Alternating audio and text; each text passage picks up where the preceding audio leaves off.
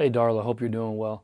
The process and purpose of reading, basically the way I gather that is, to gain knowledge, build thinking skills, develop language and communication. Without reading, there is nothing. We really wouldn't be able to do this program. Reading, reading is the penultimate for everything, the basis of everything. What role do morphology and contextual analysis have on vocab development? Basically, I understand it to be the understanding of roots, prefixes, and suffixes.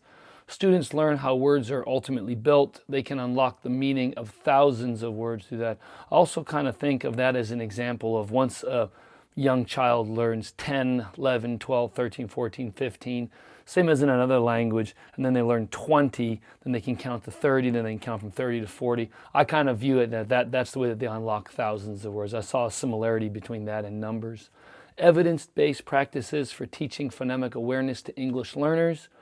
Phonemic awareness, the ability to hear and identify, manipulate, teach sounds explicitly, mouth modeling, sound isolation, repetition. How an English learner's home language can be utilized to support and strengthen the development of foundational phonics in English.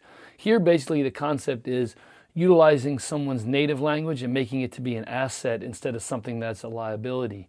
The language of a foreign language person needs to be used intentionally instead of interfering. Leverage phonological awareness transfer, practice rhyming and sound blending. Again, trying to make it a positive, trying to make it an asset instead of something that's a liability in regards to learning another language. Necessary components to achieve effective comprehension translates to skilled reading comprehension. Language comprehension, vocab, syntax. Main takeaway is if a student can't understand spoken language, then they can't understand text.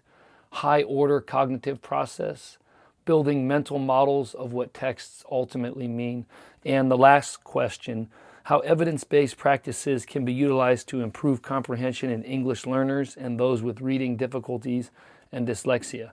Direct vocabulary instruction, explicitly teaching vocab before reading. This is something I really would like to achieve in my own PE program because, obviously we don't have as many assignments as classroom teachers do, but learning vocab is really key in order to ultimately understanding rules and just, everything around the game. Also, when we have the physical fitness tests coming up, which is standard for 5th, 7th, and 9th graders, it's important for students to understand the vocab. So they don't necessarily need to understand every little detail that the teacher would know, but again, the vocab, certain key vocab words can really help them on their way to hopefully having a better physical fitness test, like sit and reach, things like that. Trunk lift, they may not necessarily be familiar with those terms that we're going to do on the 9th grade physical fitness test. So direct vocab instruction is something I'd like to emphasize and hit home more in my own PE program.